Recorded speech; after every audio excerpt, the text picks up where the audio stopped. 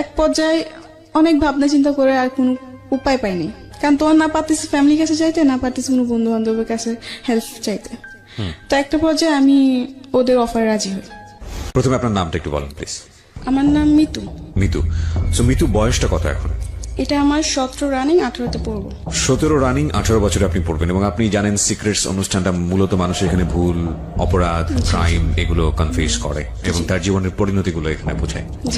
17 থেকে 18 বছর বয়সের যে ভয়ঙ্কর জীবন আজকে আমরা এখানে তুলে ধরতে যাচ্ছি, সেটা কিছুটা হলো আমাকে অনেক বেশি অবাক করেছে। বাট আমার অবাক হওয়ার যে ব্যাপারটা, সেটা আসলে এখন আর অতটা বেশি কাজ করে না। প্রথম দিকে অনেক কাজ করতো যখন আমি গল্পগুলো শুনতাম, কারণ আমি এত বেশি শুনেছি যে আমার এখন আর ওইভাবে কাজ করে না।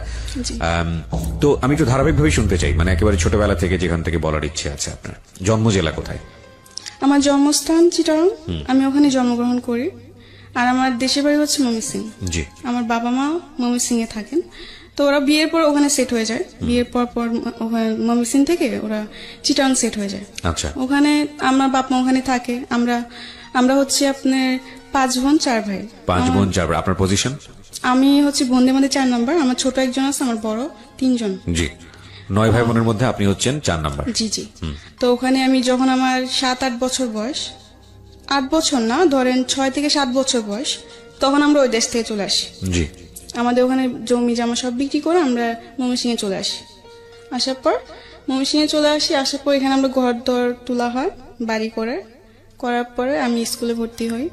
ঠিক আছে। এর মধ্যে বলে রাখি, আমার আব্বু, যেহেতু আমার কোনো বড় ভাই নেই, আমার আব্বু পুরা সংসার দায়িত্ব।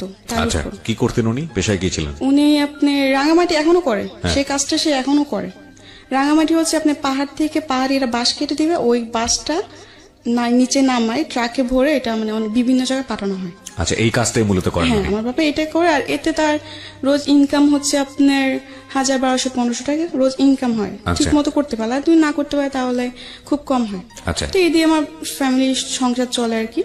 তো আমার বাবাও তো এত বড় সংসার, আমরা 9 ভাই বোন, ধরতে 11 জন টোটালি ফ্যামিলিতে। তো যাই হোক, টোটালি ফ্যামিলিতে 11 জন।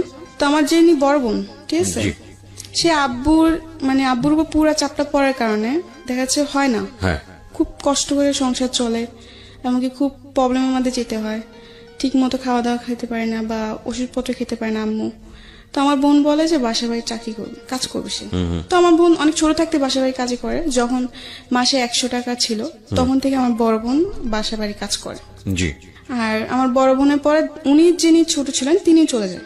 আচ্ছা। তারপরেও আমার বড় যিনি তিনি চলে যায়। এতে আমার আব্বু, মানে সবাই কি কাজের বাড়িতে গিয়ে যে? না, মানে একটা বাসায় থাকে। আচ্ছা, একটা বাসায় থেকে কাজ করতো? হ্যাঁ, কাজ করতো। আর খাওয়া দাওয়া সব ওদের উপর ছিল। ওকে। মাস শেষে যে স্যালারিটা দিত এটা বাড়িতে পাঠিয়ে দিত। তো এমনি করে আমাদের সংসার চলে। তখন তো আমি অনেক ছোট, আমি পড়াশোনা করছি স্কুলে।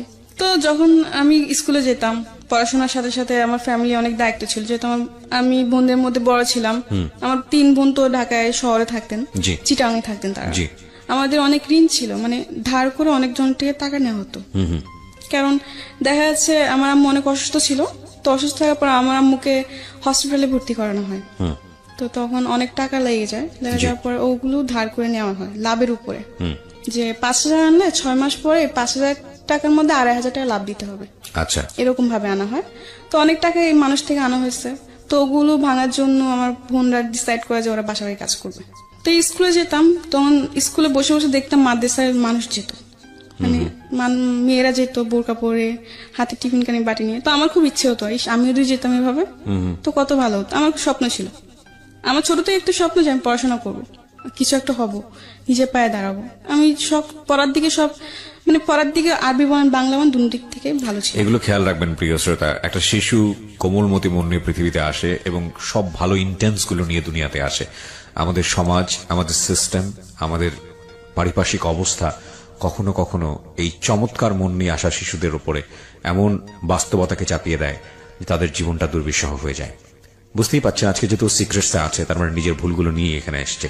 সো ধৈর্য ধরে এই বিষয়গুলো খেয়াল রাখবেন, যাতে করে ওর যখন মন্দ দিকগুলো এখানে রিভিল হবে, তাতে করে আপনাদের এই ভালো দিকগুলোর কথা মনে করে নিজের রিয়ালাইজেশনটা হয়। আমরা সবসময় যে কথাটা বলি যে একজন মানুষ যিনি এখানে কনফেস করছেন তার দিকে আঙ্গুল তোলা আমাদের উদ্দেশ্য নয়, তাকে শুনে তার জীবনের পরিণতি জেনে নিজে সচেতন হওয়াটাই মূলত আমাদের অনুষ্ঠানের উদ্দেশ্য। তো আমার খুব ইচ্ছে ছিল আমি যদি মাদ্রাসা যেতাম হবে তাহলে তো আমিও টিফিন ক্যান করে ভাত নিয়ে যেতাম। আর আমার খুব শখ এগুলো, আমার ছোট থেকে যেমন কিছু কিছু শখ আমার খুব গেছিল। আমি জালি দিয়ে মাছ মারতে খুব পছন্দ করতাম। আচ্ছা, ভিলেজে। বুঝতে পারছেন যে একেবারে গ্রাম অঞ্চলে বড় হওয়া। জি জি। হ্যাঁ। তো আরো কিছু শখ আছে, যেমন শাড়ি পরা। মেয়েদের খুব কমন শখ। হ্যাঁ হ্যাঁ, যাই হোক এরকম কিছু শখ। আর ছোট থেকে আমি ছেলেদের সাথে চলাফেরা করতে বেশি পছন্দ করতাম। আচ্ছা, মেয়েদের সাথে আমার খুব কমই চলাফেরা হতো, ঝগড়া হতো বেশি। আচ্ছা। ছেলেদের সাথে আমি বেশি ফ্রি থাকতাম। ছোট থেকে আমার এরকম শখ, ঠিক আছে। তো আমি স্কুলে পড়ি, স্কুলে পড়ার পর এক পর্যায়ে আমি আমার আম্মুকে বলি যে আম্মু আমি স্কুলে পড়বো না, আমি মাদ্রাসায় পড়বো। তো আমার আম্মু এটা শুনে অনেক খুশি হয় যে মাদ্রাসায় পড়বে, এটা তো খুব ভালো কথা। আমার মারও খুব ইচ্ছে যে আমার মেয়ে বা ছেলে মাদ্রাসায় পড়বে, একটা ভালো কিছু হবে, এটা আমার মার খুব শখ। জি। যার জন্য আমার দুই ভাইকে এখন মাদ্রাসায় ভর্তি করানো হয়েছে। আচ্ছা, তো আস্তে আস্তে আমি মাদ্রাসায় যাই এভাবে। যেরকম আগে স্কুলে যখন যেতাম তখন সকালবেলা আরবি পড়তাম, আরবি পড়ে নাস্তা করে আবার সকালে স্কুলে চলে যেতাম। স্কুল থেকে এসে গোসল টোসল করতাম, মাছ টাছ মেরে গোসল করতাম, গোসল করে খাওয়া দাওয়া করে বাজারে যেতাম। জি। বাজার টাজার করে আনতাম, যেহেতু আমার আব্বু দেশে থাকতো না। আমার আব্বু মাসে 2-3 মাসে একবার আসতেন এরকম ভাবে, আর টাকা পাঠিয়ে দিত। আচ্ছা, আমার বোনরাও টাকা পাঠিয়ে দিত, আর ফোনে কথা হতো। তো এমনি করে সব দায়িত্ব আমার দেখতে হতো, যেমন সবকিছু মাছ মারা থেকে শুরু করে লাকড়ি আনা, তারপর বাজার টাজার সম্পূর্ণ সবকিছু আমি করতাম। হিলে যাওয়া, মরিচ তোলা, যেটা মানে গ্রামে যারা মানুষ যেমন করে আর কি, ঠিক জি আছে। জি। তো একটা পর্যায়ে আমার আব্বু অসুস্থ হয়ে পড়ে, আমার 2 বড় বোনের বিয়ে হয়ে যায়।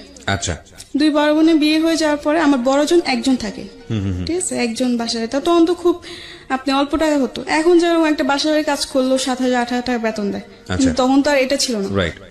2-3 হাজার টাকা পেতো, এতে তো আমার বোনেরও খরচা ছিল, এই কামাই দিতে হতো না। কারণ দিনে আব্বুরও বয়স হইতেছে, আব্বু তো আগের মতো সেই রোজ কামাই করতে পারে না। জি। তো যাই হোক একটা পর্যায়ে দেখলাম আব্বু অসুস্থ হয়ে পড়ে, আমার ফ্যামিলিতে খুবই একটা খারাপ সময়, ঠিক আছে। আমার বোনের টাকা দিয়ে আমাদের ফ্যামিলি চলে না, সংসার চলে না। আমার আম্মু তো হাই প্রেশারের রোগী, তো একটু টেনশন করলেই দেখা যাচ্ছে উনি অসুস্থ হয়ে পড়ে। আচ্ছা, অনেক জরুরত হয়, উনি শরীরটা খারাপ হয়ে যায়। আচ্ছা। তো এরকম আর কি, বেশি টেনশন করতে পারে না কিছু নিয়ে, আর খুবই কষ্ট করে আমার মা। দেখি যে ঠিক মতো ওষুধ না খাওয়ার ফলে আমার মা খুবই অসুস্থ হয়ে পড়ে। ওকে। তো এগুলো দেখতে আমার ভালো লাগতো না, যেহেতু ছোট থেকে আমি খুব মানে আমার মানুষের প্রতি মায়াটা অনেক বেশি। ওকে। তো আমি পড়াশোনা করতাম আর এগুলো দেখতাম, ঠিক মতো মাদ্রাসায় খাবার নিতে পারতাম না, খাবার কষ্ট করতাম, তো আমার ভালো লাগতো না। ঈদ আসতো একটা ভালো জামা পড়তে পারতাম না, কারণ দিতে পারতো না, ক্ষমতা ছিল না, টাকা পয়সা নাই, কেমনে দিবে। যাই হোক পরে এরকম একটা পর্যায়ে অনেক সমস্যা হয় ফ্যামিলিতে।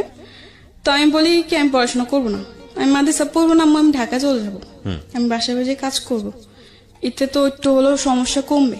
তো আমার আম্মু বলছে না দরকার নেই, দরকার বলে সারাদিন একবার খাবি, তবু মাদ্রাসায় পড়, আচ্ছা। পড়লে তোরই ভালো।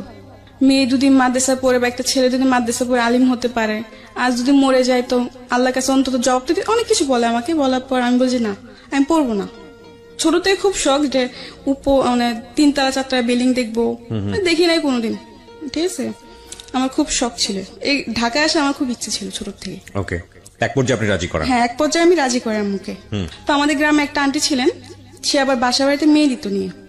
আচ্ছা, কাজের মেয়ে দিত? হ্যাঁ, কাজের মেয়ে দিত। তো আমার আম্মু এক পর্যায়ে ওই আন্টির সাথে কথা বলে, বলার পর আন্টি এরকম এরকম তারিখ বলে যে এরকম এই তারিখে নিয়ে যাব সকালে। আমি তো খুশি, আমি ঢাকা যাব, আমার এতদিনের স্বপ্ন পূর্ণ হবে।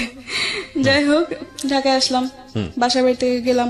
ফার্স্টে মন বসতো না, কান্না করতাম, তখন আমি ছোট ছিলাম, তখন আমার বয়স ছিল 10 বা 11-র মধ্যে, এরকম কিছু একটা বয়স, ঠিক আছে। কাজ করতে করতে কান্না করতাম, বা কাজ সেরে কান্না করতাম, রাত্রে ঘুমাইতাম না, কান্নাকাটি করতাম। তো এমনি আস্তে আস্তে কান্নাকাটি করতে করতে একসময় আমার মন বসে যায়, আচ্ছা, ভাল লাগতে থাকে। আচ্ছা। একটা বাসার মধ্যে প্রায় 8-9 মাস ছিলাম, তো 8-9 মাস বেশ ভালোই ছিল, ঠিক আছে। একটা পর্যায়ে দেখি যে বাসায় থাকি ওই বাসার আন্টি খুব চিল্লাপাল্লা করে বা সাধারণ কিছু নিয়ে বকাঝকা করে, সন্দেহ করে। আর ওই বাসাটা আমাদের কিরকম ছিল যে উনিরা আবার ওরা গ্রামেরই, ঢাকার মিডিল ক্লাস ফ্যামিলি, বেশি বড় লোক না ওরা, খুব ওদের মার্কেটে একটা দোকান ছিল, ওটা দিয়ে আর কি চলতো। তো ওদের বাসায় আমি কাজ করতাম, তখন আমার বেতন ছিল মাত্র 1500। তো মাসে এসে বেতন বাড়িতে পাঠিয়ে দিতাম, আব্বু নিয়ে যেত, না হলে আম্মু নিয়ে যেত, না হলে তখন তো মনে হয় বিকাশ ছিল কি ছিল না আমার পুরোটা খেয়াল নাই। তো যাই হোক এমনি করে বাড়িতে টাকা পাঠাইতাম, আমি রাখতাম না। জি। তো এমনি 8-9 মাস করার পর দেখলাম যে আন্টি অযথা বকাঝকা বা গায়ে হাত তুলতে আসে, জি। এরকম কিছু একটা করে। তো আমি বলছি আমি থাকবো না। আচ্ছা যাই হোক, থাকবো না। তো আমার বলে কেন থাকবে না, এসে অনেক কিছু করে ওই বাসাতে আমি চলে আসি। চলে এসে আরেকটা বাসা যাই, ঠিক আছে। ওই বাসাটা বেশ ভালোই ছিল, কারণ সব থেকে ভালো ছিল কি জানেন, আমি বললাম যে ছোট থেকে আমি ছেলেদের সাথে চলতে বেশি পছন্দ করতাম, রাইট। ঠিক আছে। তো ওই বাসায়, যে বাসায় গেছি নেক্সট টাইম, ওই বাসার মধ্যে আমার সমান 2টা মেয়ে ছিল, আরেকটা ছেলে ছিল। তারা মানে আন্টির 3জন সন্তান বাচ্চা ছিল, ঠিক আছে। 2টা মেয়ে, একটা ছেলে। ছেলেটা ছোট, মেয়েগুলো আমার সমান। তো ওদের সাথে খেলাধুলা করতাম কাজ সেরে, আর আমাকে খুব আদর করতো। আর ওখানে একটা ছেলে ছিল, ছেলেটার নাম বলতে চাচ্ছি না, বাট বাড়িওয়ালার ছেলে। কিন্তু কোনোদিন আমাকে ওরকম নজর দেখে নাই, কাজের মেয়ের নজরে দেখে নাই। আচ্ছা। ভাবতো যে আমিও ওদের একটা কিছু, ফ্যামিলি মেম্বার। ফ্যামিলির মতো দেখতো। যাই হোক, তো ওদের সাথে খুব ভালো সময় কাটে। আস্তে আস্তে ওখানে বেশ অনেকদিনই ছিলাম, ঠিক আছে। তো একটা পর্যায়ে ওই বাড়ির যে মানে আঙ্কেল, আমি উনিকে আবার আঙ্কেল আন্টি বলতাম, ঠিক আচ্ছা। আছে। আঙ্কেল একটা পর্যায়ে দেখি কি যে কিরকম জানি একটু অদ্ভুত টাইপের ব্যবহার করতে থাকে। আপনার বয়স তখন কত? তখন আমার বয়স 10 থেকে 11। 10 থেকে 11, ওকে। তো এত কিছু বুঝতাম না তখন। আমি দেখলাম কয়েকদিন যাওয়ার পর, কয়েকদিন কিছু না, সবকিছু একদম ঠিক, আমি অনেক হ্যাপি। হ্যাঁ, সবার সাথে খুবই মিলেমিশে চলছেন। হ্যাঁ, আপনি মিলেমিশে ঢাকা শহরে চলছি, থাকতেন, আমাদের খাওয়ার বাড়িতে, সময় খাইতেছি, আবার টিভি দেখার সময় মানে খুবই মানে আমি মনে করতাম কি যে যে সময়টা আমি আমার গ্রামে পার করতে পারি নাই এত হাসি মজা করে, এটা আমি এখানে করতেছি। যে যাই হোক, একটা পর্যায়ে দেখি যে আঙ্কেল একটু অন্য টাইপের হয়ে গেছে। এরকম যে মানে রাত্রে দেখি রুমের পাশে এসে দাঁড়ায় থাকা, বা রাত্রে ঘুমানোর পরে আর কি, ঠিক আছে। তো আমার একটা অভ্যেস কি ছিল কি, আমি টিভি দেখতাম। আচ্ছা। অনেক রাত্রি পর্যন্ত টিভি দেখতাম, 2টা-3টা পর্যন্ত আমি টিভি দেখতাম। তো আমি সব কাজকর্ম ছেড়ে আড্ডা মেরে শেষ হওয়া যাওয়ার পরে খাওয়া দাওয়া সেরে ওরা ঘুমায় পড়তো। তো ওরা তো ওদের বেডরুমে যে ঘুমায় পড়তো, তা আমি ড্রয়িং রুমে বসে টিভি দেখতাম। আচ্ছা। রাতে 2টা-3টার মতো টিভি দেখতাম।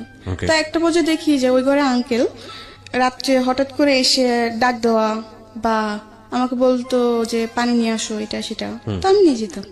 কিন্তু একটা পর্যায়ে দেখি যখন আমাকে বলতো পানি নিয়ে যাও, তখন যখন আমি ওকে পানিটা দিতে যাব, তখন ও আমার গ্লাসটা না আমার হাতটা ধরতো। মানে এরকম ভাবে অনেক কিছু কিছু অড জিনিস আপনি খেয়াল করলেন, এবং যেটা আপনার কাছে খুব অস্বস্তিকর মনে হচ্ছে। হ্যাঁ। Something beyond entertainment. Welcome. তারপর কি হলো? যাই হোক, আমি দেখতেছি এরকম কিছু একটা, মানে পরে আমি আর কারোর সাথে এটা শেয়ার করি না, কারোর সাথে না। তো এটা আস্তে আস্তে বাড়তে থাকে, দিন দিন বাড়তে থাকে। মানে উনি এক্স্যাক্টলি উনি ছিলেন হচ্ছে বাড়িওয়ালা। আচ্ছা। তো আমি মনে মনে ভাবলাম যদি বলি তো হয়তো সবাই আমাকে দোষারোপ করবে, মিথ্যা বলতেছো, আচ্ছা। এরকম কিছু না। আচ্ছা। কারণ তারও তো 2টা মেয়ে আছে, আচ্ছা। ঠিক আছে। পরে কিছু বলি নাই। পরে আমার বড় বোন ছিলেন, আবার আমি যেখানে থাকতাম ওখান থেকে কিছুটা দূরে আমার বড় বোনের বাসা, ওখানে সে কাজ করতো। আচ্ছা। তো আমি আমার বড় বোনকে বলি আমি থাকবো না এই বাসায়। কিন্তু আমার আরেকদিকে মায়া ছিল ওই ছেলেটার প্রতি, কারণ ওদের সাথে আমি এত ভালো সময় কাটাইছি। ও আমি চলে ওদেরকে খুব মিস করবো, আমি যেতে চাইছি কিন্তু না, যে আমি পারতেছি না, আমার এগুলো ভালো লাগে না। তো আমার বোনকে বলে আমি থাকবো না, আমি চলে যাবো। তো আমার বোন বলল কেন, এতদিন বললে এত ভালো ভালো, এখন তুই চলে যাবে, কারণ কি? আমি বলছি না, আমার ভালো লাগে না, আমি থাকবো না, আমি চলে যাবো। এরকম বলার পর আমার বোন অনেক রাগারাগি করে। আচ্ছা। এই 2 দিন পর বাসা চেঞ্জ করে, এটা কি ভালো? কিন্তু আমি কেন বাসা চেঞ্জ করি এটা তো ওরা জানে না, আমি তো ওদের সাথে শেয়ার করি না জিনিসটা। এমনি করে আমার বোন বলে থাক, দেখ বাড়িতে অনেক প্রবলেম, কয়েকটা মাস থাক কষ্ট করে। তো এমনি এমনি আমি আর 2টা মাস থাকি। থাকার পর খুবই দেখা যাচ্ছে আমি রাতে ঠিক মতো ঘুমাতাম না, ভয় থাকতো সবসময়, মনে মধ্যে ভয় কাজ করতো। জি। কারণ এই জিনিসগুলোর সাথে তো আমি আগে কোনোদিন মানে ভাবি না যে এরকম কিছু একটা, মানে অনেক কিছু মানে গ্রামের টাইপে ছিলাম, আচ্ছা। এত বুঝ জ্ঞান বা এত ইন ডিটেল ইন ডেপথ জানা ছিল না। না না, জানা ছিল না। 2 মাস থেকে আমি বাসার থেকে চলে আসি, কিন্তু আমার মন খারাপ ছিল ওদের জন্য, যে সবাইকে ছেড়ে চলে আসছে। আমি অনেক আসার পর অনেক কান্নাকাটি করি। তো আমার বোন বলে কি তোর এখানে থাকতে হবে না, তুই আমার খালাম্মাদের কাছে চলে যা। আমার খালারা তখন কলাবাগান থাকতেন। আচ্ছা। ওখানে ওরা খালারাও কাজ করতেন। আচ্ছা। তো আমার বোন বলে তো ওরা ওদের কাছে চলে যা। তো আমি এক পর্যায়ে আমার খালাম্মাদের কাছে চলে যাই, ঠিক আছে। ওখানে যাওয়ার পর ওরা আমাকে একটা বান্দা বাসায় দেয়। ওই বাসাতে আমি একটা বেবি রাখতাম, বাচ্চা, মানে বাচ্চার দেখাশোনা করতে হ্যাঁ হতো বাচ্চার আপনাকে। দেখাশোনা করতাম। তো যখন আমি যাই তখন ওর বাচ্চার বয়সটা ছিল আপনার 2 থেকে 2.5 মাস, অনেক ছোট। আর ওর বাপ মা দুজনে চাকরি করতেন, চাকরিজীবী ছিলেন, হাজবেন্ড ওয়াইফ। আমি ওই বাচ্চা দেখাশোনা করতাম ছোট থেকেই, ওকে খাওয়ানো দাওয়ানো সবকিছুই আমার দায়িত্ব ছিল, গোসল থেকে নিয়ে ঘুম পাড়ানো। তো বাচ্চার এমনি বয়স কত ছিল? ওই যে বললাম 2.5 মাস 2-2.5 মাসের বাচ্চার পুরো দায়িত্ব আপনার উপর। হ্যাঁ আমার উপর। তখন আপনার বয়স কত? আমার তখন বয়স হচ্ছে আপনার 12 সাড়ে 12 ভেরি এরকম। Tough job, very tough job. হ্যাঁ ঠিক আছে, তখন আমি তো নিজে একটা বাচ্চা, আমি একটা বাচ্চাকে কি করবো, তবে একটা জিনিস সবসময় মাথায় ভাবতাম যে আমার করতে হবে, কারণ যদি আমি না করতে পারি তাহলে আমি কাজ করব কি করে আর টাকা কামাই করবো কি করে। তখন আমার এই চেষ্টা ছিল, আমি ছোট থেকে একটা কি, আমি কোনো কিছুর জন্য হার মানতাম না সহজে, আমি যেটা হয় না এটা আমি করবো, বারবার চেষ্টা করবো। তো তখন ওই বাচ্চার দেখাশোনা সব আমি করতাম। তো এমনি এমনি বেশ বাচ্চার সাথে এমনি থাকতে থাকতে বাচ্চা আস্তে আস্তে বড় হয়, ঠিক আছে, বড় হতে থাকলো, বেশ ভালোই সময় কাটতেছিলাম, আমি বেবির সাথে খেলাধুলা করতাম। ফলে কি একটু কষ্ট হতো, যেমন রাতে 2টা-3টা পর্যন্ত জায়গা থাকতে হতো আমার বাচ্চাকে নিয়ে। তো এদিক থেকে আমি একটু কষ্ট পেতাম, ঘুমের থেকে আমি খুব কষ্ট করতাম, ঘুম জিনিসটা বেশি কষ্ট করতাম আমি ওখানে। ওকে। তো যাই হোক এমনি করতে করতে 6-7 মাস কেটে গেল। যখন বাচ্চা 8 মাসের বয়স তখন আমি ওখান থেকে চলে আসি। যাই হোক ওখান থেকে আসারও কারণ আছে, আসতাম না, কারণ একটা বাচ্চাকে রাখতে রাখতে ওটার প্রতি আমার মায়া চলে আসছে। কিন্তু ওরা এমন কিছু করতেছিল তখন যে না এসে আমি পারতেছি না, কারণ একটা সহ্যের সীমানা থাকে। ওখানে কিছু প্রবলেম হতেছে যে বাচ্চা কান্না করতেছে কেন, এটার জবাব দিতে হবে আমার। এখন স্বাভাবিক, একসময় হাসবো একসময় কান্না করবো, এটাই তো নিয়ম। সবাই তো সবসময় হাসবে না, সবসময় কান্নাও করবে না, এটা তো ওদের বুঝতে হবে। কিন্তু ওটা বুঝে না, ওরা খাবার দিল খাবারটা পুরোপুরি খায় না। সবসময় কি একটা মানুষ কি সবসময় খাবার শেষ করে উঠতে পারে? এটা বুঝবে না, বলে কি তুই বাচ্চাকে ঠিক মতো খাবার দাবার করাস না, এই করাস না সেই করাস না, অনেক কিছু, মানে এগুলো নিয়ে আমার সাথে অনেক মানে খারাপ ব্যবহার করতে থাকে, অনেক রাফ ব্যবহার করে আমার সাথে। তো এগুলো আমার ভালো লাগে না। তখন তো আমি বেশ একটু হলো বড় ছিলাম, তো আমার এগুলো অনেক খারাপ লাগতো যে গরিব হয়েছে বলে এত অবহেলা, আমার এগুলো ভালো লাগতো না। পরে আমি কি করি, কিছু বলি না। তো একদিন বাচ্চাকে গোসল করাতে নিচ্ছে, হ্যাঁ, গোসল করা নেওয়ার পরে আমি একটা জিনিস ভুলে আনি নাই। গোসল করাতে নিতে হলে শ্যাম্পু, সাবান, তয়লা, অনেক কিছু, গোসলের যা যা আয়োজন সবকিছু আমার তৈরি করতে হতো। জি। তো ওদিন আমি একটা জিনিস ভুলে আনতে মন নেই, ঠিক আছে, ওইটার জন্য ওই আপু আমার গায়ে হাত তুলতে আসে, আমাকে মারতে আসে। আচ্ছা। মারে নাই, ওর মা ধরে ফেলে, কিন্তু ওদিন আমার গায়ে এমন ভাবে নখ দিয়ে ধরে যে আমার পুরো নখের খামচি লেগে রক্ত বের হচ্ছে আমার হাতের থেকে। আচ্ছা যাই হোক, পরে আমার কান্নাকাটি করি, তখন আমার খালাম্মাকে ফোন দিই, আমি থাকবো না। কেন থাকবি না? যে আমাকে মারতে আসছে, কেন মারতে আসছে, এই কারণ। তো আমি বলছি হয় এরকম মাঝে মধ্যে, থাক, এগুলো হয়। আমি বলছি না আমি থাকবো না, এগুলো হয় মানে আমি এতদিন ধরে থাকি, এখন একটা ভুল হয়েছে দেখে ও আমাকে মারতে আসবে, এটা কোনো কথা? আমি রেগে যাই। তো আমার খালাম্মা বলছে আচ্ছা ঠিক আছে যা, থাকবি না তো থাকার দরকার নেই। এখানে একটা বিষয় একটু ইন্টারাপ্ট না করলেই নয়, হয়তো অনেকে মন খারাপ করবেন আমার ইন্টারাপশন দেখে, কারণ গল্পের কন্টিনিউটি নষ্ট হয়। তারপর বিনীতভাবে বলছি, because this is very important.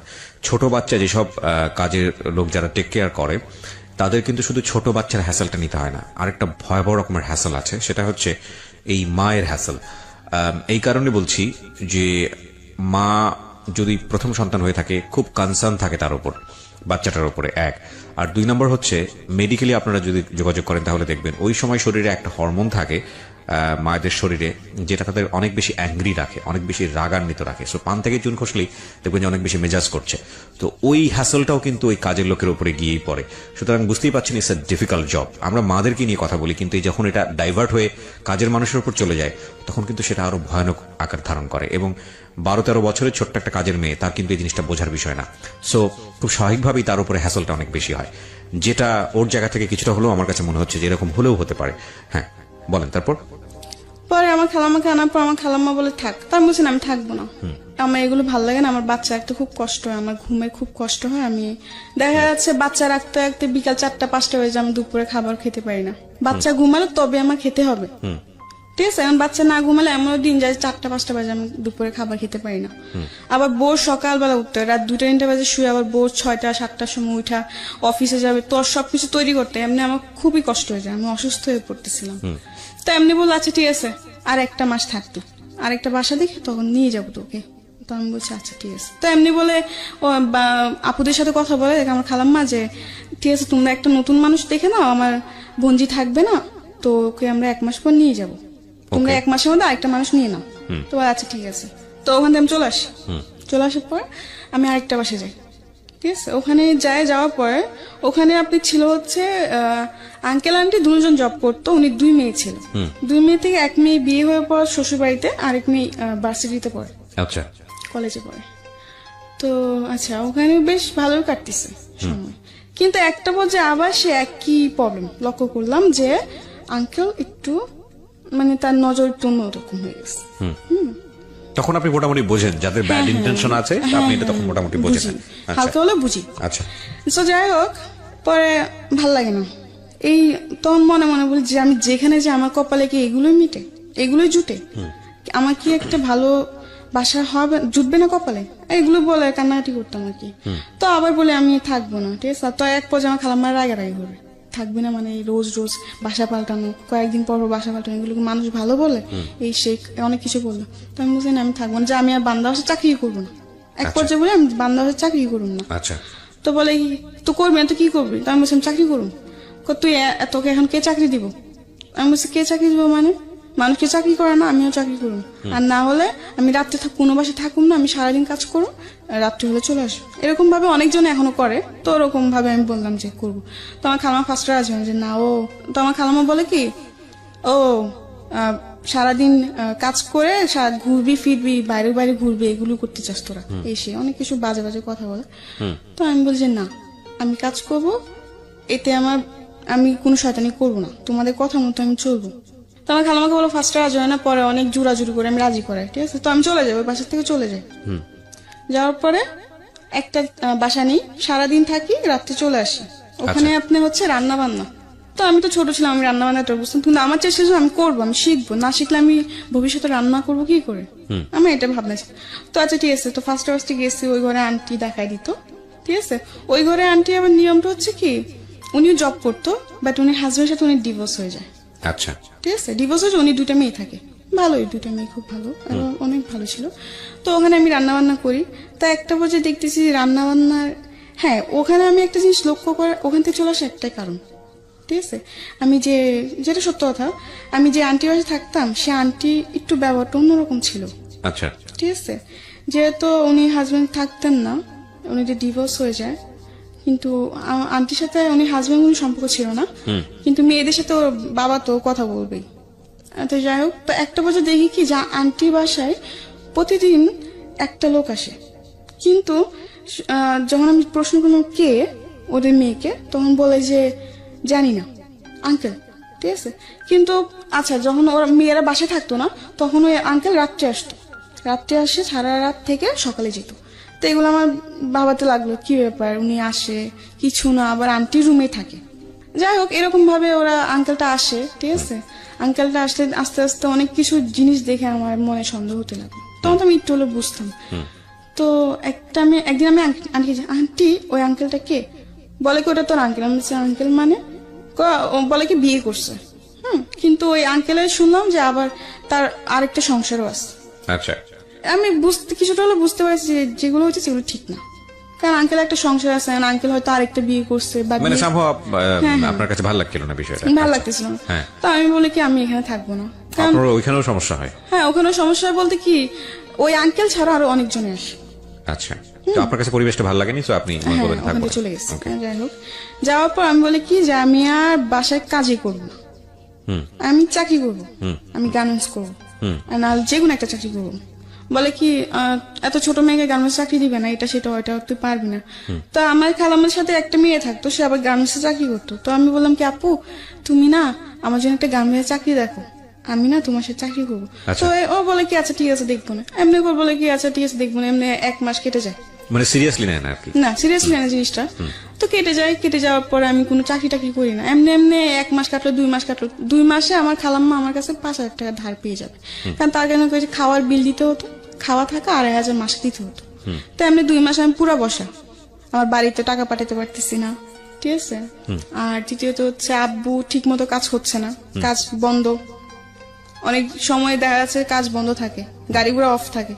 2 মাস পরে কোনো চাকরি হয় নাই, আমি খুব চিন্তায় পড়ে গেছি, এত টাকা বাড়িতেও প্রবলেম হচ্ছে, সাইডে খালাম্মা এত টাকা পাবে কোথা থেকে, কি দিব না দিব, মাথা পুরো নষ্ট না। তো একটা পর্যায়ে একটা হসপিটালে চাকরি আসে, মানে হসপিটালে দেখাশোনা করার জন্য এরকম একটা চাকরি আসে। তো আচ্ছা আমি কাগজপত্র জমা দিই, আমার জন্ম নিবন্ধন কার্ড ওখানে জমা দিই, আমি তো খুশি, যাই হোক একটা তো কাজ পাইছি। তখন ওখানে স্যালারি ধরছে আপনি 10,000, আমি তো আরো খুশি। যাই হোক 10,000 টাকা স্যালারি পর মাসে 5,000 টাকা বাড়িতে পাঠিয়ে দিব, আর 5,000 টাকা আমার নিজের জন্য রাখবো, আমি বেশ ভালোই। তো ঠিক আছে, ওখানে জবটা নিচ্ছে হয়েছে 8 ঘন্টা করে ডিউটি। আচ্ছা, তো আমি যেখানে থাকতাম ওখানে 3-4 জন নিচ্ছে এই একই কাজ। তো আমরা একই সাথে যেতাম, একই সাথে এমনি 1 মাস করে ওই জবটা, ঠিক আছে। করার পরে বাড়িতে বেশি প্রবলেম ছিল, তো 1 মাসে যা কামাই করছি ওই টাকাতে বেশিরভাগ আমি বাড়িতে পাঠিয়ে দিছি। পরে আমার কাছে ফোন ছিল না, তো একটা ফোন কিনলাম। তো এতে তো আমার খালাম্মার টাকা দেওয়া পড়ে না। তো এই 3 মাসের মধ্যে কত টাকা জমে গেছে। এরপরে একটা প্রবলেম কেন, ওই চাকরিটা চলে যায়।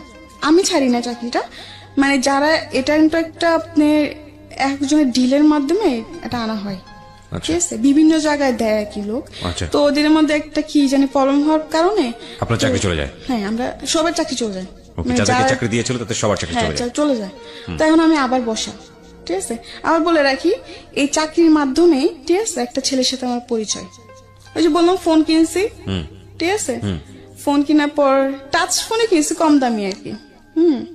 ফোন কিনছি, পর আমার ফোনে প্রবলেম, আমি কারণ বাজার নিয়ে গেছি, ছেলেটার দোকানটা কারণ বাজার, ফোন সার্ভিসিং এ করা, আবার দেখা যাচ্ছে ফোনে গান টান লোডও দেয়, এরকম একটা।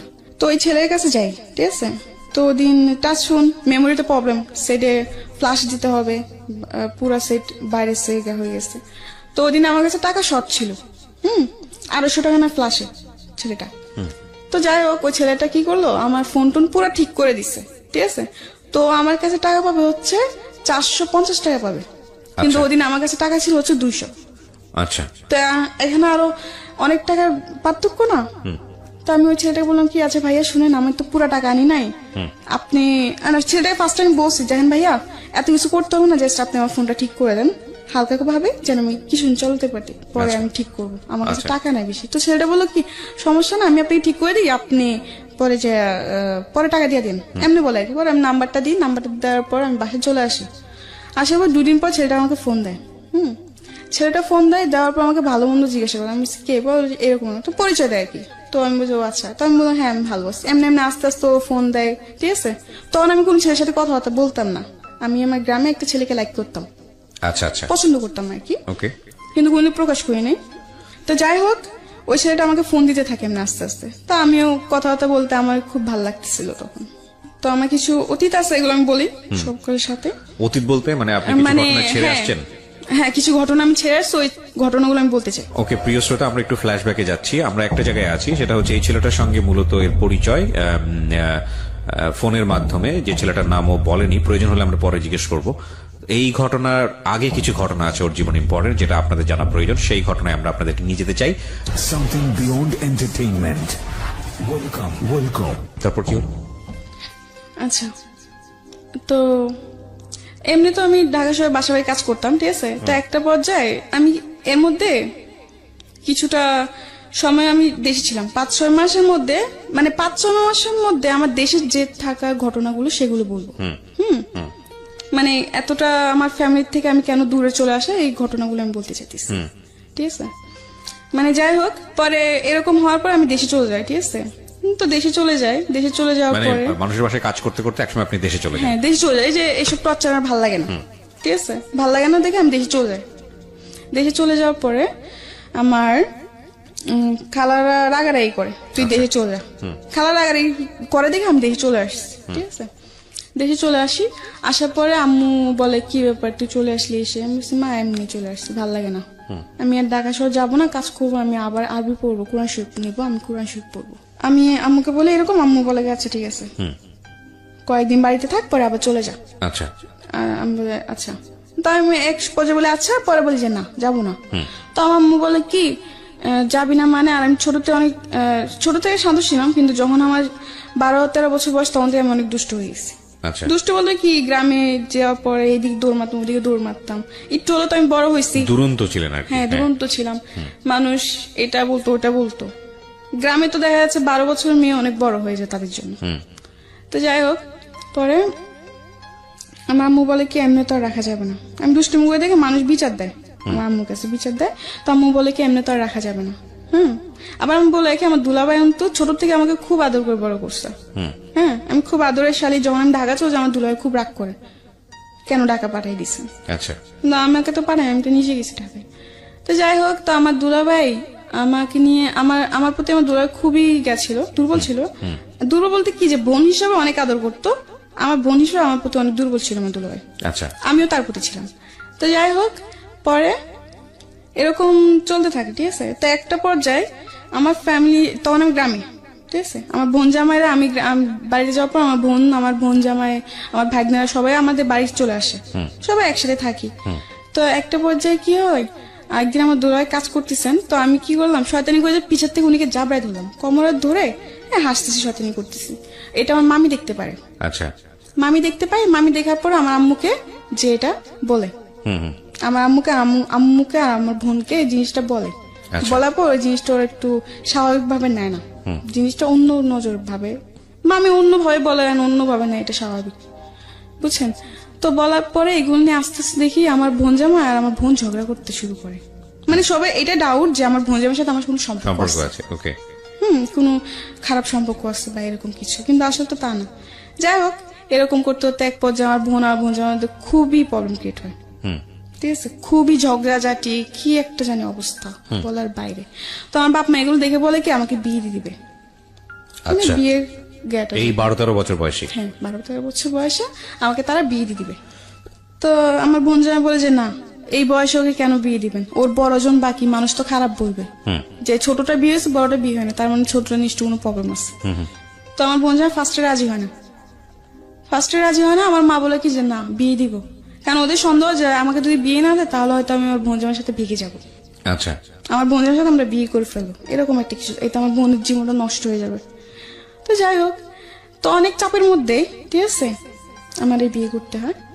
আমার পরে একটা বিয়ের কথা আসে, ওই ঝগড়াঝাটির মধ্যে একটা বিয়ের প্রস্তাব আসে আমার জন্য। আচ্ছা আমার মামা দেখে বলে রাখে, তো আমার মামা বিয়ের প্রস্তাবটা নিয়ে আসে, ঠিক আছে। কিন্তু যার সাথে আমার বিয়ের প্রস্তাবটা আনা হয় সে আমার থেকে অনেক বড়, আমার আচ্ছা। থেকে অনেক বয়স বেশি, তার হয়তো আমার 2 জন্মে বড় হবে, ওকে। অনেক বয়স। তো যাই হোক, সবাই দেখে শুনে কথাবার্তা বলে তারা রাজি। তো আমাকে দেখার পর ওদের পছন্দ হয়, তো ওরাও রাজি, আমার ফ্যামিলিরাও রাজি, বাট আমি রাজি ছিলাম না। কিন্তু আমি তখন না বলেও পারতেছি না, যদি আমি এখন এই বিয়ে না করি হয়তো আমার বোনের জীবনটা নষ্ট হয়ে যাবে, 2টা বাচ্চা আছে, ওদের জীবনটা নষ্ট হয়ে যাবে। তখন আমার মাথায় খালি কি করবো না করবো বুঝে কুল পাই নাই, ঠিক আছে। তো আমার বোন জামাই বলে কি এই বিয়ে হবে না, আমার মা বলে কি এই বিয়ে হবে, দুজনের মধ্যে এগুলো নিয়ে অনেক ঝগড়াঝাটি, দ্বন্দ্ব তৈরি হয়। হ্যাঁ দ্বন্দ্ব তৈরি হয় যে এই বিয়ে হবে, এই তো অনেক ঝগড়াঝাটি হয়, ঠিক আছে। তো আমাকে আমার মামার তো বোন একটা বলে কি, দেখ তোর জামাই বুড়া, এই সেই অন্যতা অনেক কিছু বলে। তো আমার আম্মু এসে বলে কি একদম চুপ, আমার মামার তো বোনটাকে বলে যে একদম চুপ থাকো, কি ছেলেরা কি বুড়া হয়, ছেলেরা কি কোনোদিন বুড়া হয়, এগুলো বলে, গ্রামে এখনো বলে এগুলো, এই ছেলেরা বয়স হলে কি বুড়া হয়ে যায়, এটা ওইটা সেটা অনেক কিছু বলে, ঠিক আছে। তো ওদিন আমার কিছু, তো আচ্ছা যাই হোক, ওই দিন কথাবার্তা ফাইনাল, এই বিয়ে পুরো ঠিক আছে। আমার তো একবার জানার চেষ্টা করেন যে আমি এই বিয়েতে রাজি কিনা, আর তখন রাজি না হওয়ার পর ছাড়াও তো কোনো উপায় ছিল না আমার। আচ্ছা যাই হোক, পরে আমি এই বিয়ের জন্য আমার, হ্যাঁ কথাবার্তা শেষ, বিয়ের ডেট সব ফিক্স, 1 সপ্তাহের মধ্যেই বিয়ে। এর মধ্যে ওরা চলে যাওয়ার পর পরের দিন আমার বোন জামাই বলে কি এই বিয়ে হবে না, আর যদি জামাই আসে তো জামাইকে রাস্তা থেকে পা ভেঙে আবার বাড়িতে ফিরাই দিব। আপনার বোন জামাই? হ্যাঁ আমার বোন জামাই বলে। আচ্ছা। এতে মানুষ আরো সন্দেহ করে যে কি ব্যাপার, সেটাই তো, হ্যাঁ, যে ওকে বিয়ে হতে দিবে, তার মানে নিশ্চয়ই কিছু আছে। তো আমি আমার বোন জামাকে বলি থাক দুলা ভাই, আপনি কিছু করতে হবে না, আমি এই বিয়েতে খুশি। আমার বোন জামাকে ডেকে নিয়ে বলে, মটটট খেয়ে এসে ডেকে নিয়ে আমাকে বলে কি তুই কি এই বিয়েতে রাজি, তুই এই বিয়েতে খুশি? আমি বলছি হ্যাঁ আমি অনেক খুশি, আপনি এসব নিয়ে আর গ্যাঞ্জাম করেন না, থাক, আমি চাই না কোনো গ্যাঞ্জাম হোক। তো এগুলো বলার পর অনেক কিছু বলে, আমার বাপ মা বলে তুই ভাইবা চিন্তা বল, তুই তো খুশি? আমি বলছি হ্যাঁ আমি খুশি, কারণ তখন এছাড়া আমার উপায় ছিল না, ঠিক আছে, এছাড়া আমার কোনো উপায় ছিল না। ওকে, আমার বোনের সংসার বাঁচানোর জন্য এখন যদি আমার এমন 10টা বিয়ে করতে আমার তখন করতে হবে, কিছু উপায় ছিল না, কারণ আমি তখন ছোট থেকে বললাম যে আমার বোনের সংসার ভেঙে যাচ্ছে, হ্যাঁ ওকে, এই বিয়ে না করলে আমার বোনের সংসার ভেঙে যাবে, আবার এটা করলেও ভেঙে যাবে, কিন্তু আমার বাবা মা এক কথা এই বিয়ে হবে আর আমার বোন জামাই এক কথা হবে না, মানে দুজনের মধ্যে এগুলো নিয়ে অনেক। ঠিক আছে, তারপর কি হলো? যাই হোক, পরে এই বিয়ে হয়, ঠিক আছে, কিন্তু আমার বিয়েতে কাবিন না হওয়ার কারণ হচ্ছে যে আমার বয়স হয়নি, কাবিন দেওয়ার মতো বয়স হয়নি, 18 বছর না হলে কাবিন হবে না। তো এমনি 2 দিন থাকে, 2 দিন থাকার পরে এখন মানুষ বলে কি যে আমার বাপ মা বলতেছে যদি এখন জামাই ফিরাই দেওয়া হয় তো মানুষ তো খারাপ বলবে জিনিসটা, মানুষ তো খারাপ বলবে যে বিয়ে ভেঙে যে তোমার মেয়ে একটা বদনাম, ওই ওদিক থেকেও বদনাম হয়ে যাবে। তো যাই হোক, কাবিন ছাড়াই বিয়ে হয়। তো ওরা বলে কি যে ঠিক আছে, যত মধ্যে মেয়ের 18 বছর পূর্ণ না হবে তো তুমি বন্ধু কাবিন হবে না, আর 18 বছর পূর্ণ আমরা কাবিন দিব। তো এমনি করে সবার কথার উপর বিয়েটা হয়। কত বছর বয়সে বিয়ে হলো? এটা আপনি তখন আমি 13তে পড়তেছেন এই অবস্থায়? মানে 13 শেষ দিকে, মানে 14 এরকম কিছু একটা। ওকে, বুঝতেই পারছেন ওর বয়স 17 পার হয়েছে, 18 পড়েনি এখন পর্যন্ত। ওর জীবনের অনেক ঘটনা এখনো বাকি, আমরা শুনবো। এবং এই বয়সে ওর বিয়ে হয়েছে। তো আমার বিয়ে হয়ে যায়। বিয়ে হয়ে যাওয়ার পর আমি শ্বশুর বাড়িতে যাই, ঠিক আছে। আবার বলে রাখি, আমার হাজবেন্ডের অন্তত 6 ভাই 1 বোন। বোন মারা যায়, ওরা 6 ভাই থাকে, ঠিক আছে। তো 6 ভাইয়ের মধ্যে ও 2 নাম্বার ছিল, সবার বড় আমি ছিলাম। হ্যাঁ, বয়স হয়তো ছোট হতে পারি, হমদে তো সবার বড় ছিলাম। সবাই ভাবি ভাবি বলতো আমাকে, কিন্তু তখন তো আমি কিছুই বুঝতাম না, গ্রামে কোনো কাজ কমে পারতাম না। আচ্ছা, রান্না বান্না কিছু, রান্না তো আমি পারতাম, কিন্তু ওটা তো লাকড়ি চুলায় তো রান্না করা অনেক সহজ না, কঠিন। আগুন লেগে যাওয়ার ভয়। যাই হোক, বিয়ে করার পরে দেখলাম, হ্যাঁ এটা ঠিক যে আমি হয়তো মন থেকে মানতে পারি নাই, কারণ আমার প্রতিটা মেয়ের স্বপ্ন থাকে, তো আমার কিছু স্বপ্ন ছিল। পরে বিয়ে হয়ে যায়। বিয়ে হয়ে যাওয়ার পর শ্বশুর বাড়িতে যাই, ঠিক আছে। তো এমনি এমনি 1 মাস বেশ ভালোই কাটে। একটা মাস খুবই, মানে আমার আদর যত্ন কোনো দিক থেকে আমাকে সে কষ্ট দেয় নাই। আচ্ছা, ঠিক আছে। তো 1 মাস পর ওর মেয়ে আসে। আবার বলে রাখি, ওর তো 2টা মেয়েও আছে, ওই 2টা মেয়েরও বিয়ে হয়ে গেছে শ্বশুর বাড়িতে। আচ্ছা, মানে ওই লোকটার বয়স কত থাকে তখন? তখন আপনি 40, মানে 50-এর কাছাকাছি। মাই গুডনেস, ওর হাজবেন্ডের বয়স ছিল 50-এর কাছাকাছি। এবং উনি, আপনি কত নাম্বার ওয়াইফ ছিলেন ওনার? 4 নাম্বার। 4 নাম্বার। চিন্তা করে দেখেন অবস্থা। ওকে, বলেন তারপর। 4 নাম্বার ওয়াইফ, কিন্তু এটা কেউ জানতো না যে ওর 3টা বিয়ে করছে আগে। আপনার ফ্যামিলি কেউ জানতো না? না, সবাই এটা গোপন করছে। My goodness. ওকে, গোপন করে কেউ জানে না, সবাই জানে যে একটা বিয়ে করছে, বউ পালায় চলে গেছে, এজন্য সে আরেকটা বিয়ে করে, এমনি তার একা থাকা যায় না, কেউ তো দরকার। তো যাই হোক, এমনি করে বিয়েটা করে। 1টা মাস পুরোপুরি ঠিক। 1 মাস পর ওর মেয়ে আসে। তো মেয়ে আসে, আমি রান্না বান্না করি যেটুকু পারি, আমার ক্ষমতা যেটুকু আমি রান্না বান্না করি। আর আমার হাজবেন্ড একটা অভ্যেস কি ছিল, ওর মেয়ে এসে কিন্তু কোন ছেলে সন্তান নাই।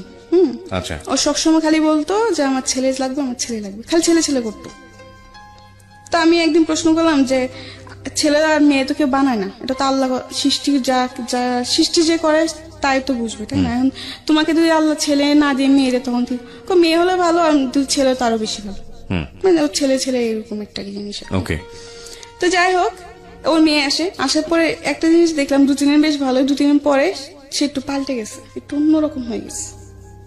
মানে আমার সাথে বেশি কথা বলে না, ঠিক আছে। ছোটখাটো জিনিস নিয়ে রাগারাগি, চিল্লা পাল্লা, মারধর করতো। হ্যাঁ, এমনি এমনি বেশ ভালোই এরকম অত্যাচার আমার উপর চলতেছে।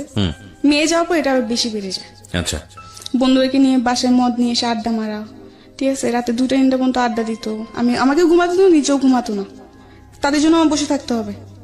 এইসব আড্ডা শেষ হওয়ার পরে ও বন্ধুদেরকে বিদায় দিয়ে পরে ও ঘরে আসবে, পরে আমাকে ঘুমাতে হবে। আমি আগে ঘুমাই গেলে এটার জন্য আমাকে বকবে, আমি আগে কেন ঘুমাই যাই। এরকম ভাবে আমার উপর অনেক অত্যাচার করে সে, ঠিক আছে। এমনি এমনি প্রায় 2-2.5 মাস কাটে। আমার হাজবেন্ড বাসা কিন্তু আমি 3 মাসও থাকি না, ঠিক আছে। তো 2.5 মাস পর আমি জানতে পারলাম যে আমি মা হব। মাই গুডনেস, আমি প্রেগনেন্ট, আমি মা হব। 2.5 মাস তখন আমি বুঝতে পারতাম না তখন। তো একদিন হঠাৎ করে খুব মাথা ঘুরতেছিল, মানে মাথা ঘুরতো। বুঝতে পেরেছি আপনি যে সিমটমটা বুঝতে পেরেছেন যে আপনি মা হবেন। হ্যাঁ, তারপর কি হলো? পরে ও তো খুশি। এটা সবাই জানতো না, খুব কমই জানতো, সবাইকে তো ওটা জানানো হয় নাই। ও খালি বলতো ছেলে ছেলে। হ্যাঁ, আমি বলি যে এটা আল্লাহ যা যায় তা, এটা তুমি আর আমি সৃষ্টি করবো না যে। আর তবু আমি মেনে নিছিলাম, ঠিক আছে। যাই হোক, 2.5 মাসে প্রেগনেন্ট। তো একদিন ও বাজারে যায়, ঠিক আছে। তো ওদিন আমাকে বলে কি, মুরগি এনে দিচ্ছে আমাকে। মুরগি এনে লুটি বানাতে বসে আর মুরগি রান্না করতে বসে। তো আমি রান্না বান্না করি। রান্না বান্না করার পরে আমার যে উকিল মা, যে আমার দায়িত্ব নেই, উকিল মা যাকে বলা হয়, সে তার বাসায় যাই। আমি সন্ধ্যাবেলা রান্না বান্না সেটা আমি ভয় পেতাম, একলা করে থাকতে ভয় পেতাম, খুব ভয় পেতাম। অন্ধকার আমার পছন্দ ছিল না, অন্ধকার আমি খুব ভয় পেতাম তখন। তো যাই হোক, পরে ওদিন আমি রান্না বান্না জলদি জলদি সেরে সন্ধ্যার আগে আমি আমার উকিল মার বাসায় চলে যাই। একা বাসায় থাকতে পারতাম না। যাওয়ার পরে ওদিন ও যাদের সাথে কাজ করতো একটা লোক আসে। আসার পর অনেক কিছু বলার পর এগুলো ও শুনে, ঠিক আছে। শোনার পরেও ও আসে। আসার পর আমাকে বলে, তুমি এখানে বসে বাসাতে বের না হতে। উকিল মা বলে? না, আমার হাজবেন্ড বলে, বাজার থেকে এসে আমাকে বলে তোমার বলছে কোথাও না যেতে, কারোর সাথে কথা বলতে দিত না, আবার কারোর সাথে দেখা করতে আমাকে দিত না। সে মানে বলতো খালি ঘরে থাকবা চুপচাপ, কারোর সাথে বেশি কথা বলবো না। তার কারণ তার থেকে মনে হতো কি যে আমাকে হয়তো কেউ যুক্তি দিবে, কুবুদ্ধি দিবে, এই সেই হয় না, বাচ্চা নষ্ট করার জন্য কুবুদ্ধি দিবে, এগুলো ভাবতো সে। ওকে, তো ঠিক আছে, এমনি কাটতে থাকলো। এর মধ্যে সে অত্যাচার করে আমাকে, যেমন সবকিছু নিয়ে, খাবার নিয়ে, গোসল নিয়ে, রাত্রে ঘুমানো নিয়েও ডিস্টার্ব করে। মানে ডিস্টার্ব বলতে কি, অত্যাচার করে, ছোটখাটো বিষয় নিয়ে জ্বালাতন। জি, মানে সবসময় একটা পুরুষ বাইরের দিকে মনোযোগ থাকতে হবে, সে ঘরের দিকে নয়।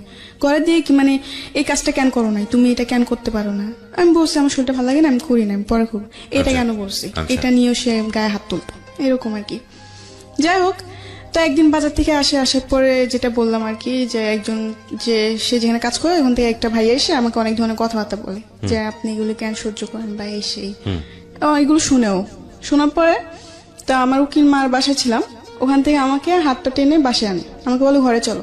আচ্ছা আচ্ছা, তো আমি বলছি আচ্ছা ঠিক আছে চলো। এটা ঘরে আনার পরে বল খাবার দাও, বিছানার উপর বসেছিল, আমি খাবার দিয়েছি। ঠিক আছে, খাবার দেওয়ার পর 2 বার মুখে দিয়ে আমাকে বলতেছে ও কি বলে তোমাকে, কি বলতেছিল ওরা। আমি বলছি কি বলতে, তুমি কি জানো না, তুমি তো সব শুনছো, আমি তো জানি তুমি অনেক আগে আসছো, আমি টের পাইছি ও যে বাজার থেকে আসছে, আমি বুঝতে পারছি। আচ্ছা, কিন্তু এটাও অভিনয় করছে, আমি বুঝতে পারিনি। তাই আমি তো বলছি তুমি তো জানো, তুমি তো শুনছো কি আমাকে কি বলছে বা কি বলে নাই। হ্যাঁ আমি শুনছি, কিন্তু আমি আবার তোর মুখ থেকে শুনো, আর তুই তাকে করতেছে, রেগে যাইতেছে। আর আমি মাঝে মাঝে মনে হয় যে ও একটু পাগল টাইপের, মানে এই ভালো আবার এই হঠাৎ করে খারাপ, মানে ওর কোনো মানসিক প্রবলেম আছে। Something beyond entertainment. Welcome. যেখানটা আমরা ছিলাম, যে হাজবেন্ড মূলত আপনাকে অনেক অত্যাচার করতো। হ্যাঁ, তারপর? হ্যাঁ, অত্যাচার করতো, মারধর করতো ছোটখাটো বিষয় নিয়ে। তৃতীয়ত হচ্ছে নেশা টেশা করতো, খুব মানে বাজে আচরণ করতো। যাই হোক, পরে আমাকে বলে কি তোর মুখ থেকে আমি আবার শুনতো। আমি বলছি এক কথা বারবার বলতে আমার ভালো লাগে না, তুমি শুনছো আবার শুনে আবার কেন জিজ্ঞাসা করতেছো। হ্যাঁ, এটা বলার পর ও বাতে মানে খাবারের প্লেটটা ছুঁড়ে ফেলে দেয়, ছুঁড়ে ফেলে দিয়ে উঠে এসে আমার চুলে ধরে আমার গালটা চেপে ধরে বলে বলবি না তুই। আমি বলছি না আমি বলবো না, তুমি একবার শুনছো এখন আবার বলতিছো, আবার বলার জন্য, তুমি জানো না তুমি কি করো, তুমি যা করো তাই তো বলতেছিল। ও বলছে তাই নাকি, তো মানুষের যুক্তি নাস তুই। আমি বলছি মানুষের যুক্তি কেন নিব, মানুষ যেটা সত্যি সেটাই তো বলে। এগুলো বলার পর আমাকে অনেক মারধর করে। ঠিক আছে, মারধর করে, আর মারধর করার পর আমি কান্না করতেছি, পরে চিৎকার চেঁচামেচি হয়েছে না, বকাঝকা, অনেক মারধর করে। তো আমার উকিল মা টের পায়, তখন রাত্রে প্রায় 11টার দিকে কাছাকাছি, তখন তো 11টা হলো গ্রাম অঞ্চল, নিরিবিরি একদম। যাই হোক, অনেক মারধর করার পরে অনেকজন ধরতে আসলে তাকে মারতে চায়। তার কথা যে এখন যদি কেউ ধরতে আসো তো সবাই মার খাবা। আমার হাজবেন্ড বলে ওকে মেরে ফেলবো না কেটে ফেলবো, এটা আমার ব্যক্তিগত ব্যাপার, ও আমার বউ, ওকে আমার যাই ইচ্ছে আমি তাই করবো। হ্যাঁ, আর যাই হোক, তো আমার উকিল মা এসে বলে যে এই অবস্থায় মারিস না, মারার দরকার নেই, ও যা করছে, আচ্ছা ছোট ভুল হয়ে গেছে, বুঝতে পারি নাই। ও বলে কি না, ও মানুষের যুক্তি নেই। আর আমার উপর সন্দেহ করতো, ও ভাবতো যে অন্য কোনো ছেলের সাথে হয়তো আমার সম্পর্ক আছে। আচ্ছা, এটা সন্দেহ করতো। আর ফোন দিলে ফোন চেক করতো যে আমি কোনো ছেলের সাথে কথা বলি নাকি, যদি অন্য একটা নাম্বার দেখছে তাহলে বলছে কে, তা আমি কি জানি কে কোথা থেকে, আমি তো এরকম কিছু মানে জানি না। ঠিক আছে, যাই হোক, পরে একটা পর্যায়ে যখন আমার উকিল মা এই কথাটা বলে যে এরকম ভাবে মারিস না, হয়তো ওর ক্ষতি হবে, তো এক পর্যায়ে উঠে বলে কি যে এই বাচ্চা আমার না, মানে আচ্ছা, ওটা অস্বীকার করতিস। তো আমার রাগ উঠে গেছে, কি বললো এটা। পরে আমি বলছি আমি তুই টাঙ্গা করছি, আমি বলছি এটা তোর কি বাচ্চা না, বলছে না এটা আমার বাচ্চা না। তো আমি বলছি বেশ ভালো, তোরও বাচ্চা না তো ঠিক আছে, এটা বাইচে থাকার কোনো অধিকার নাই। আমি এই কথা বলে মানে কান্না করতেছি। ঠিক আছে, তখন এই কথা ও শুনে পরে আমাকে মানে লাথি দিয়ে ফেলে দেয়। আচ্ছা, যার কারণে আমি খুব মাথায় খুব আঘাত পাই, এমনকি শরীরে খুব আঘাত পাই। আর মাটিতে ও আমাকে এমন ভাবে মারতেছিল, মানে কি বলবো, জাস্ট পা দিয়ে লাথি দিতেছিল। ওহো, এই প্রেগন্যান্ট থাকা অবস্থাতে? হ্যাঁ, এটা কোমরে, পেটে বা পিঠে, বুকে, মুখে, মানে যেখানে সে পারতেছে। আমি তো মাটিতে পড়ে গেছি। ঠিক আছে, যাই হোক, অনেক মারধর করে। পরে একটা পর্যায়ে ও একটা লাইট থাকে, মানে গ্রামে তো অনেক লাইট দিয়ে চলাফেরা করা হয় যেহেতু কারেন্ট নাই, তো একটা লাইটার ছিল ওর, স্টিলের, সিলভারের। ঠিক আছে, ওইটা দিয়ে আমার একটা মাথায় বাড়ি মারে। পরে আমি আর বলতে পারি, আমি সেন্সলেস হয়ে পড়ে যাই। ঠিক আছে, পরে কি হয় না হয় তা আমি জানি না। ঠিক আছে, যখন আবার আমি চোখ খুলি তখন দেখতে পারি যে ও আমার মাথায় পানি ডালতেছে, ঠিক আছে, মানে আমার হাত পা মুছে দিতেছে, কান্নাকাটি করতেছে। আর এর মধ্যে আমার খুবই খারাপ অবস্থা হয়ে গেছে, ঠিক আছে। আমি প্রায় এই ঘটনার পরে আমি প্রায় 1.5 মাস অসুস্থ ছিলাম। আর এই ঘটনার পরে আমার বেবিটা নষ্ট হয়ে যায়। আচ্ছা, যাই হোক, নষ্ট হয়ে যাওয়ার পরে আমি তো অনেক অসুস্থ ছিলাম। এইসব খবর আমার মার কানে যায়, বাবার কানে যায়। তো আমার ফ্যামিলির থেকে আমাকে নিতে আসে, তো ওদিন আমাকে নিয়ে যায়, ঠিক আছে। নিয়ে যাওয়ার পর আমি প্রায় 1.5 মাস অসুস্থ ছিলাম, অনেক অসুস্থ হয়ে পড়ছি, ঠিক আছে। অসুস্থ হওয়ার পর 1.5 মাস পর আমি মোটামুটি একটু সুস্থ। তখন সে মেম্বার চেয়ারম্যান নিয়ে আসে, তার কথা যে তার বাচ্চা নষ্ট করে ফেলছে। ওহো, কিন্তু এটা আমি নষ্ট করি নাই, ওর বাচ্চা, বেসিক্যালি ওর আচরণের কারণেই হয়েছে। ওর আচরণের কারণে হয়েছে, কিন্তু ও পুরা দোষ আমাদের উপর ফেলতেছে যে আমরা নষ্ট করে ফেলছি, কিন্তু আসলে তো তা না। যাই হোক, এগুলো অনেক গ্যাঞ্জাম হয়েছে। ও মেম্বার চেয়ারম্যান আনলো, এটা আনলো, সেটা আনলো, অনেক কিছু আমাকে নিয়ে যাবে, ঠিক আছে। ওই ঘটনা পরে আমি আবার যাই ওর বাসায়, আবার যাই, সে একই আচরণ। সবাই কাছে বলছি, ঠিক আছে, আমি যা করছি ভুল করছি, আমি আর এরকম করবো না। তো ওর উপর আমি আরেকবার বিশ্বাস করি, করে আবার যাই। যাওয়ার পর সে একই চল আচল করে, ঠিক আছে, যাক। পরে আবার চলে আসি। পরে আমি বলি যে আমি ওর কাছে আর যাবই না। তো আমার বাপ মাও বলে যে ঠিক আছে, একবার আমাদের কথা শুনে গেছোস, যখন ও ভালোই হয় নাই তো আর যাওয়ার দরকার নাই, তোর যেটা ভালো হয় তুই সেটাই কর। তো আমি বলছি ঠিক আছে, আমি ওর সংসারে যাবো না, আমি ঢাকায় চলে যাবো। আচ্ছা, মানে ওই ঘটনার পর আমি আমার হাজবেন্ডের বাসায় যাইনি, আমি ঢাকায় চলে আসি। এরপরে ওর কি হয়েছে না হয়েছে, ও এখনো বেঁচে আসছে কিনা তা আমি জানি না। ঢাকায় চলে আসি। ঢাকা চলে আসার পরে একটা বাসার কাজ নিই আবার। তো বাসার কাজ ছেড়ে আবার ওই যে বললাম হসপিটালে যে চাকরিটা, আচ্ছা, হসপিটালে একটা চাকরি নেই। আচ্ছা, ওই যে সেটা তো ব্যাকে আপনি বলেছিলেন হসপিটালে চাকরি না, এবং ওখানে চাকরি করতে করতে আপনার একটা ছেলের সঙ্গে পরিচয় হয় মূলত মোবাইল চালাতে গিয়ে, ফ্ল্যাশব্যাকে গিয়ে আপনি যেটা বলেছিলেন। হ্যাঁ, এটা ওই মানে ছেলেটার নাম কি ছিল? ছেলেটার নাম রিয়াদ ছিল। আচ্ছা, রিয়াদের সঙ্গে পরিচয়। হ্যাঁ, তারপর তো ওই যে বিয়ের পরে চলে আসলাম ঢাকায় এসে চাকরি করে, চাকরির শেষে ফোন কিনলাম, ফোনের মাধ্যমে ওই ছেলের সাথে আমার পরিচয়, রিয়াদের সঙ্গে পরিচয়। রিয়াদের সঙ্গে আমার পরিচয়। তো যাই হোক, এমনি আস্তে আস্তে ওর সাথে কথাবার্তা বলি।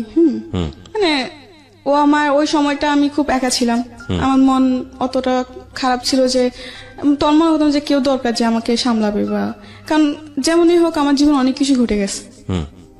আচ্ছা, তো দেখতেছি ওকে আমি আবার সবকিছু বলছি, আমার যে আমার বিয়ে হয়েছে বা কিছু সবকিছু বলছি। তো আমাকে একটা কথা বললো কি, হ্যাঁ মানুষ জীবন হতেই পারে, এটা কোনো ব্যাপার না। ও আমাকে এই সাহসটা দিয়ে আমার মন জয় করে নিছে যে ও আমাকে এতটা সাপোর্ট দিতেছে, মানে আমি ওর উপর একটা বিশ্বাস করতে শুরু করলাম। যাই হোক, এমনি আস্তে আস্তে কথাবার্তা বলতে বলতে বলতে বলতে একটা পর্যায়ে ওকে অনেক ভাল লাগতে শুরু হলো আমার, ঠিক আছে। ওকে না দেখলে আমার ভাল লাগতো না, বা ওর সাথে কথা না বললে আমার ভাল লাগতো না, মানে অন্যরকম একটা অনুভূতি হয়ে গেছে ওর জন্য, জি, ঠিক আছে। তো এমনি একদিন দেখা করলাম, এরপর আর একদিন দেখা করলাম, যাক পরিচয় হওয়ার পরে ওটাওয়ারি 2 দিন দেখা করলাম, কয়েকদিন পর পরে দেখা করছি। 2 দিন দেখা করার পরে আরেকদিন দেখা করতে গেছি, ঠিক আছে। তখন আমাকে বলে কি যে চলো আজকে তুমি আমার বাসায় চলো। আমি বলছি কেন, আমি বাসায় কেন যাব? বলে যে এমনি চলো না। আমি বলছি না, আমি যাবো না। তা ও বলে কি আজকে যদি তুমি আমার বাসায় না, তাহলে ভাববে যে তুমি আমাকে লাভই করো না, সবকিছু টাইম পাস করতেছো, আমাকে এরকম বলতো। আমি বলছি টাইম পাস মানে আমি তোমাকে সত্যি লাভ করি। বলছে না, এটা প্রমাণ দাও। তার বলছে আমি তোমার বাসায় যেতে এটা প্রমাণ হয়ে যাবে, এটা কোন ধরনের কথা? আচ্ছা, ও বলে কি জানা, দুই তুমি আমাকে লাভ করো তাহলে চলো, আর দুই লাভ না করে তাহলে তুমি বাসায় যেতে পারো।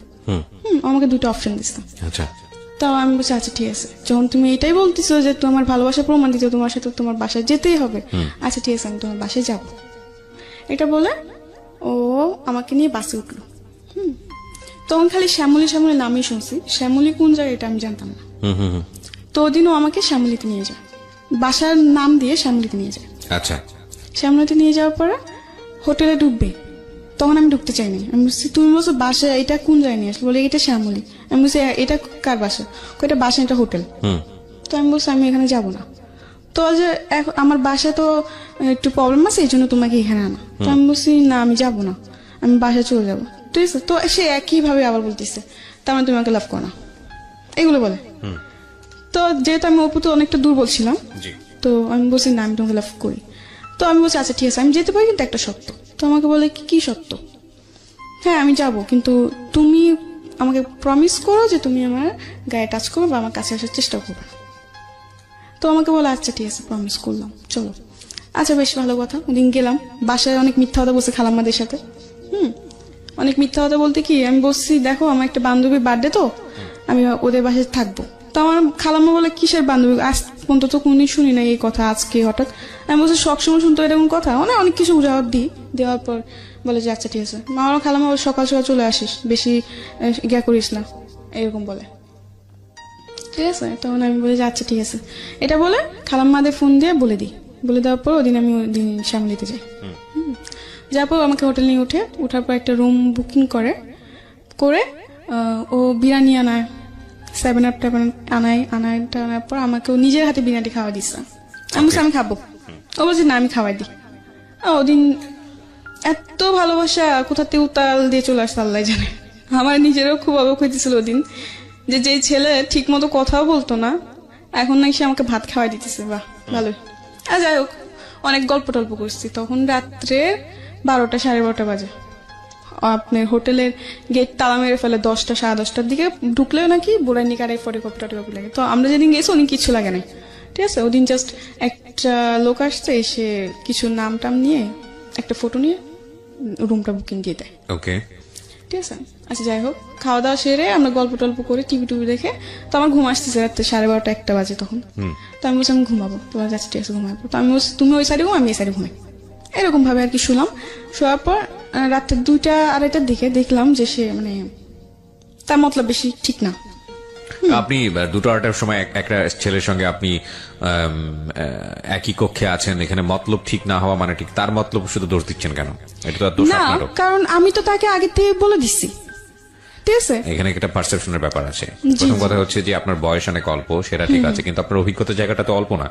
এবং আপনি দেখেন প্রথম থেকেই আমি একটা জিনিস আপনাকে খেয়াল করেছি, আপনার অনেস্টি। প্রত্যেকটা বাসায় আপনি গেছেন, নিজের পরিবারে থাকতে ভালো লাগে না, কাজের জন্য গেছেন, যেখানে আপনি দেখেছেন অন্যায় আচরণ হচ্ছে আপনি সেখান থেকে চলে এসেছেন। চলে আসছেন তার মানে ধরে নিতে হচ্ছে আপনার ইন্টেনশন ভালো ছিল। কিন্তু আপনি এটাও খুব ভালো করে জানেন যে একটা ছেলের সঙ্গে কিভাবে মিশলে সেই ছেলেটা আপনার সুযোগ নিতে পারে, অবশ্যই জানেন। তো জানার পরে আপনি যখন তাকে এরকম একটা কক্ষে আপনি তাকে নিচ্ছেন এবং আপনারা একসাথে স্টে করবেন, সেখানে আপনি আশা করছেন যে সে আপনার সঙ্গে ঋষি পুরুষের মতো আচরণ করবে। এটা কি মানে অন্যায়? এটা নিজের জায়গা থেকে বোঝার কি ঠিক থাকলো?